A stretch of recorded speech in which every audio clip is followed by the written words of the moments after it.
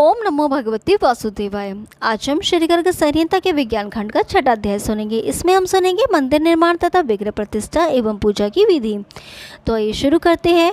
राजा उग्रसेन ने पूछा, मुने गृहस्थ कर्म ग्रह से ग्रस्त रहता है, ऐसी कौन सी विधि है जिसके द्वारा यह कर्मासक्त गृहस्थ महात्मा श्री कृष्ण की सेवा कर सके? उसे कहने की कृपा कीजिए। साथ ही यह भी बताइए कि जिसके जीवन में भक्ति का अंकुर ही नहीं है अथवा है तो वह बढ़ता नहीं, ऐसे भक्ति से स्वयं श्री हरि किस प्रकार प्रसन्न हो सकते हैं? श्री व्यास जी बोले, यदि भक्ति का अंकुर न हो तो सत्पुरुषों का संग करना चाहिए। सत्संग से वह अंकुर उत्पन्न हो सकता है और वेग से बढ़ भी जाता है।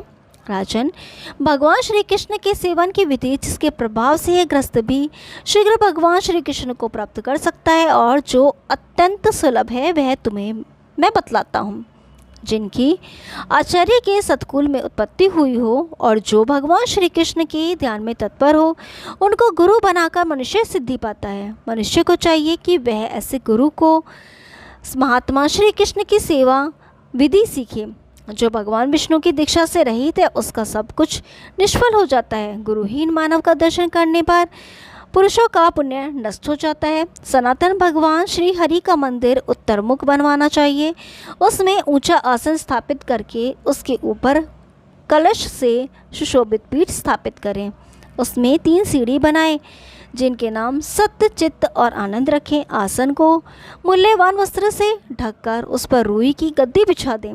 उसके आसपास तकिए लगाकर उन्हें स्वर्ण के तारों से निर्मित वस्त्र से ढक दें। दीवालों पर भांति भांति के चित्र अंकित करें और भीतर पर्दा लगाते सब और मंडप बनाएं तथा तोरण बंद दरबार, झरोके, जल के फुहारे तथा जालियों से मंदिर को खूब सजाया जाए। मंदिर के आंगन में चांदी की सुंदर सभा मंडल बनाए जाएं। वहाँ आंगन के बीच तुलसी जी का मनोहर चबूतरा हो। मंदिर के बाहरी द्वार पर 2 हाथी बनवाए जाएं। राजन, वैसे ही बनावटी 2 सिंह भी बैठा दें। मंदिर का शिखर सोने का हो, शिखर पर उसके नीचे चक्र बनवा दें। मंदिर के द्वार पर अगल बगल श्री हरि के मंगल में नाम लिखने चाहिए। दीवार पर एक और गदा, पद्म, शंख और शांग धनुष अंकित कराएं। बाएं और तरकस और दाहिनी तरफ केवल बाण की चित्रकारी बनवाएं। मंदिर के पिछले भाग में शतचंद्र नामक ढाल नंदक नाम वाली तलवार, हल और मूसल प्रयत्नपूर्वक अंकित कराएं। सिंहासन की पीठ पर गोपियों और गौओं को, उसकी सीढ़ी पर गोपालों को और किवाड़ पर जय एवं विजय लिखें। देली पर कल्प वृक्ष, खंभों पर मनोहर लताएं, जहाँ तहाँ दीवालों पर पापनाशनी गंगा, यमुना, वृंदावन, गोवर्धन, चीर हरण तथा रास मंडल आदि के लीला चित्र अंकित कराएं। फिर प्रयत्न करके चित्रकूट, पंचवटी, राम एवं रावण का युद्ध अंकित कराएं, किंतु उसमें जानकी हरण का प्रसंग अंकित न कराया जाए। 10 अवतारों के चित्र, नरनारायणाश्रम, बद्रिकाश्रम, 7 पुरियां, 3 ग्राम, 9 वन और 9 उसरों के चित्र अंकित कराएं।